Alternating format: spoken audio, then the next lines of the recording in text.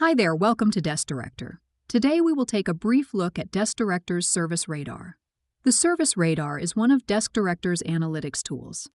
Let's get started. Service Radar in Desk Director provides a real-time overview of ticket activity, helping you monitor how tickets are being handled across different companies. It can be found in the Admin portal.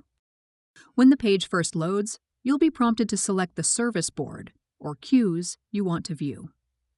Once selected, the graph will display plotted points, each representing a ticket. These points are color-coded by priority and positioned based on the ticket's age, idle time, and actual hours spent.